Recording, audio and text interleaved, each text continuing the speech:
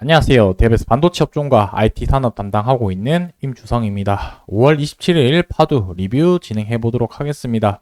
자, 드디어 기다리고 기다리던 실적 발표가 오늘 하게 되었는데 그와 동시에 함께 수주 공시도 발표를 하게 되었습니다. 이 부분에 대해서는 파두 기업 입장에서 뭔가 메시지를 담고 의도를 한 바라고 생각이 드는데 그 부분에 대해서는 이제 뒤쪽에서 수주 내용과 그리고 실적 이런 부분들을 하나씩 살펴보면서 어떤 의미를 가지는지 한번 말씀드려 보려고 합니다. 자, 중요한 거는 이제 실적 발표를 해서 앞으로가 어떻게 될 건가, 주가는 어떻게 움직일 건가가 좀 더 우리 투자자 입장에서는 궁금하실 거고, 그 부분에 대해서 한번 같이 얘기를 나눠보고 고민을 해 보려고 합니다. 마지막으로 이제 주가가 앞으로 발생될 수 있는 시나리오에 대해서 한번 말씀드려 볼 테니까 끝까지 같이 시청해 주시고 좋아요, 구독 눌러 주시고 같이 시청해 주시면 감사하겠습니다.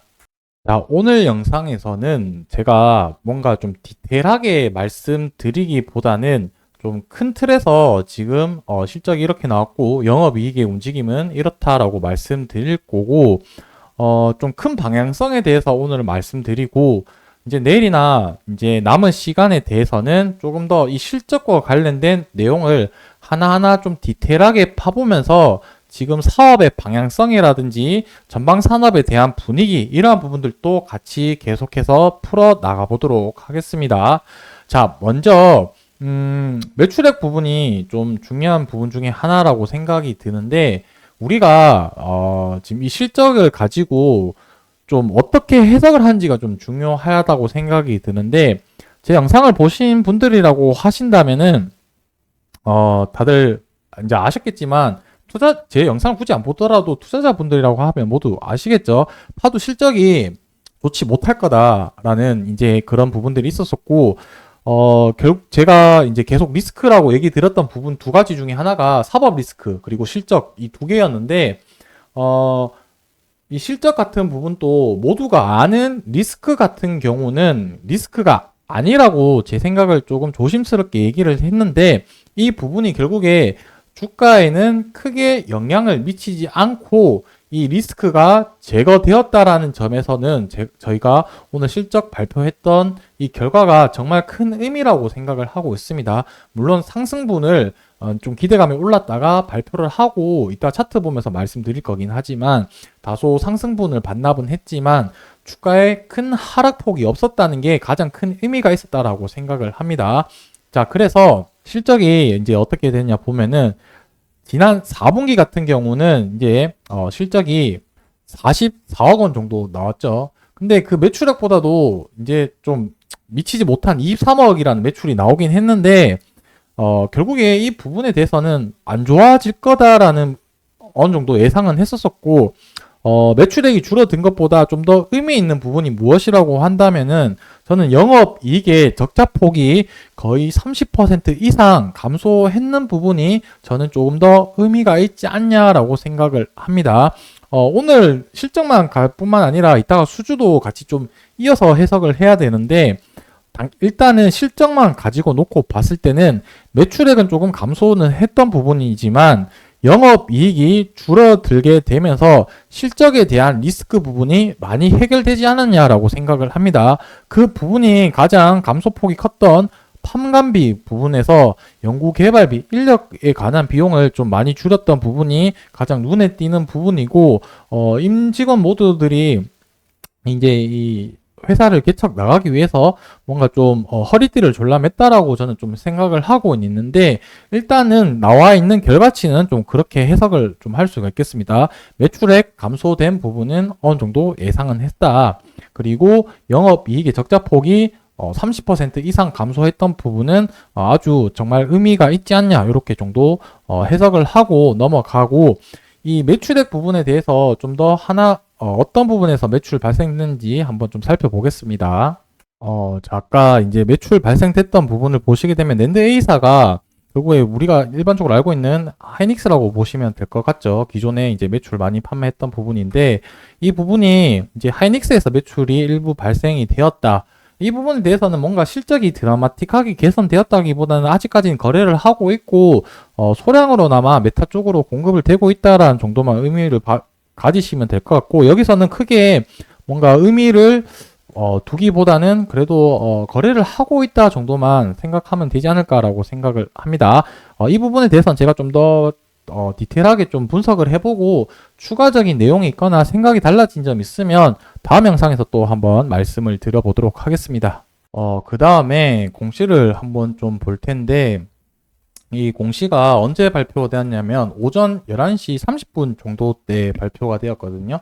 정확한 시간은 11시 24분이고 이 시간이랑 비슷하게 제 기억으로 아마 실적이랑 그 수주 공시가 같이 조회된 걸로 이제 좀 생각이 되어지는데, 이 부분에 대해서 좀 이제 보게 되자면은, 일단은 매출액, 지난해 매출액이 이제 224억 원 정도 됐는데, 이번 SSD 공급과 관련된 부분이 금액이 얼마냐면은 192억 원 정도 되죠. 그래서 작년 매출액 대비해서 벌써 85%라는 의미 있는 수준이 나왔다라는 부분이 저는 되게 긍정적으로 생각을 하고 있고, 자, 여기서 저는 좀 이렇게 생각을 했는데 한번 좀 봐보시면 좋을 것 같습니다.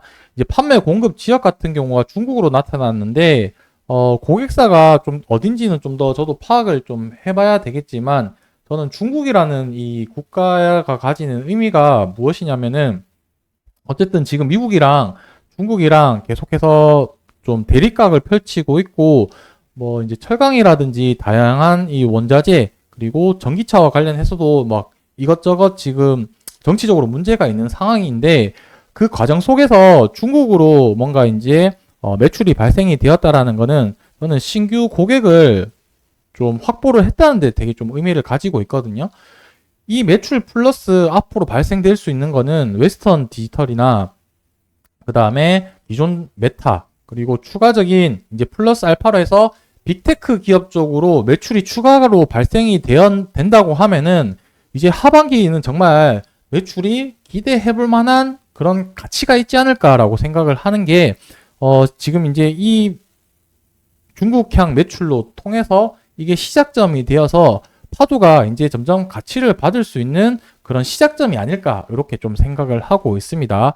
자, 그러다 보니까 올해까지 계약이 만료되기 때문에 24년도 실적 전체로 이제 보게 되면은 일단은 지난해보다는 85% 깔고 가기 때문에 23년도 실적보다 24년도 실적이 그래도 성장 가능성이 있다라는 점 봤을 때 되게 유의미한 수주 공시가 아닐까 생각이 듭니다. 그래서 제가 생각하는 부분은 실적이랑 이렇게 수주 공시가 같이 발표되었다라는 거는 뭔가 의미를 가지고 있는 게, 이제 회사에서도 그렇게 좀 강조를 했었었죠. 이제 주주총회 때도 그렇고 실적이 안 좋긴 하나 우리를 믿어달라, 이제 하반기부터 실적을 보이겠다라는 이 메시지를 이 두 개의 공시로 좀 의사 표현을 한 것 같습니다. 아직까지 실적은 안 좋다 얘기한 대로. 그렇지만 지난해 매출 대비 85%라는 지금 중국 기존의 고객사 말고 새로운 고객사를 통해서 이 정도 실적을 내는 거는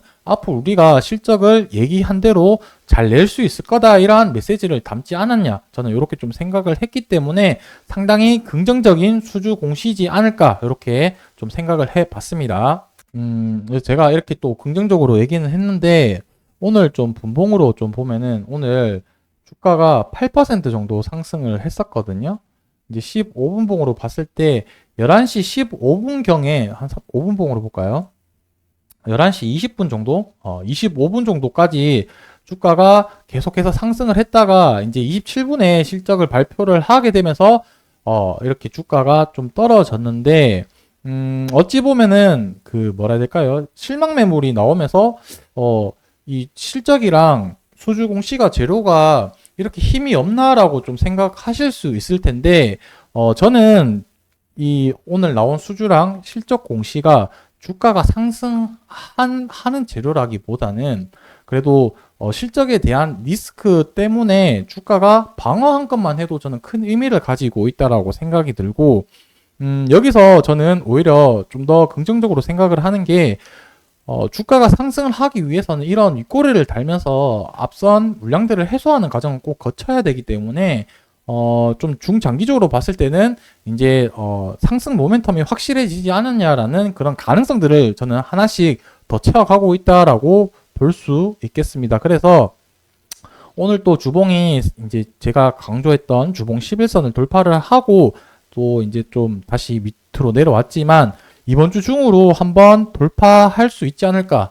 그래서 주가가 여기서 이제 120일 이동 평균선, 60일 이동 평균선 돌파를 하기 위해서는 이제 남은 리스크는 사법 리스크가 제거가 되었을 때 강한 슈팅이 나올 거라고 생각이 드는데 이 뉴스 기사가 이제 어떤 식으로 결과가 나올지에 따라서 방향성이 결정되지 않을까라고 생각을 합니다. 이 부분도 앞서 우리가 같이 얘기를 나누고 생각한 부분처럼 크게 문제 없을 가능성이 높긴 하지만 만에 하나라는 게 있기 때문에 그 부분도 조금 지켜보면은 이제 방향성이 결과가 나타나지 않을까 생각이 듭니다. 최근에 5월 중으로 해서 주가가 계속해서 좀 빠지면서 주주분들 많이 좀 심적으로 힘드셨을 텐데 그래도 지난주 금요일 오늘까지 해서 윗꼬리를 달긴 했지만 두 개의 큰 산 중에 한 개의 산을 넘으면서 윗골을 달면서 지금 주가가 계속해서 조금씩 저점을 높여가고 있는 흐름으로 봤을 때는 상당히 긍정적이지 않을까 이렇게 좀 생각을 합니다. 물론 사법 리스크를 해결을 하더라도 앞으로 넘어야 될 산은 많지만 앞으로 넘어야 될 산은 최근에 이제 실적과 사법 리스크에 비하면 크게 어려운 산은 아니라고 생각이 들기 때문에 마지막 남은 이 사법 리스크까지 우리가 긴장의 끈을 놓지 말면서 이런 흐름들을 계속해서 좀 살펴봤으면 좋겠습니다. 제가 다음번 영상에서는 이 실적과 관련된 조금 더 자세한 디테일 내용들 가지고 또 다음번 영상에서 말씀드릴 테니까 좋아요, 구독 눌러주시고 같이 파도 응원하면서 시청해 주시면 감사하겠습니다. 오늘 영상 여기서 마무리하도록 하겠습니다. 감사합니다.